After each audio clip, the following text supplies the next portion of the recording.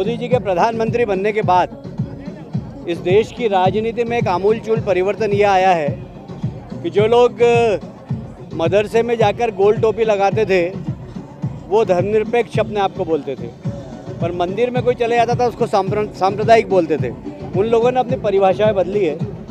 जो लोग मदरसे में जाते थे और धर्मनिरपेक्ष होते थे वो मंदिर में जाकर धर्मनिरपेक्ष हो रहे हैं। मैं समझता हूं कि एक बहुत बड़ा इस देश को मोदी जी ने तोहफा दिया है कि अपने विरोधी नेताओं के भी राजनीतिक चिंतन को उन्होंने बदला है। और मैं समझता हूं जो उन्होंने कहा था कि देश के अच्छे दिन आने वाले हैं, ये देश के अच्छे दिन हैं कि वो लोग जो सिर्फ मदरसों में जाते थे आजकल मंदिरों में भी जाने लगे हैं, तिलक लगाने लगे हैं, जनेऊ दिखाने लगे हैं। ये देश के अच्छे दिन हैं। भाई ममता जी तो पूरी तरीके से उनका दोहरा चरित्र है। नवरात्रि आती है, दुर्गा विसर्जन पर वो बोल देती है कि मुहर्रम में आप विसर्जन मत करिए, कोर्ट दुर्गा विसर्जन कराती है। अब वो ब्राह्मणों का सम्मेलन करा रही है, गाय बांट रही है, गीता बांट रही है और संस्कृत में टूटे फूटे श्लोक भी बोल रही है। अपने आप को वो भी कोशिश कर रही है कि मैं बोलती है मंच पे, जैसे राहुल जी ने बोला कि मैं हिंदू हूँ, वैसे ममता जी बोल रही है अब मैं हिंदू हूँ। अब इनको ये प्रमाण पत्र देने की क्या ज़रूरत है? किसी हिंदू को ये प्रमाण पत्र देने की आवश्यकता है कि मैं हिंदू हूँ?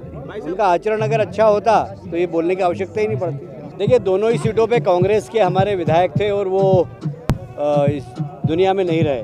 वहाँ हम लोग चुनाव लड़ रहे हैं और हम जीत के बताएंगे, भले वो कांग्रेस कितनी भी ताकत लगा ले, पर दोनों सीट पर हम जीतेंगे। देखिए सरकार की इसमें कोई भूमिका नहीं, ये सुप्रीम कोर्ट के जजेस का आपस में मामला है और मुझे लगता है किसी पॉलिटिशियन को उस पर टिप्पणी नहीं करना चाहिए।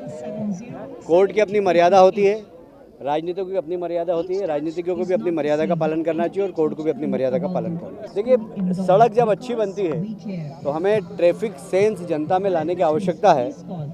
दुर्भाग्य था, कल का एक्सीडेंट भी मैंने देखा, खड़ी ट्रक में वो गाड़ी घुस गई। इसका मतलब है कि जो चला रहे थे गाड़ी उन्होंने शायद ध्यान नहीं रखा, पर फिर भी सड़कें बहुत अच्छी हो गई मध्य प्रदेश की और देश की, इसलिए नई गाड़ियां जो आ रही है वो बहुत तेज़ चलती है।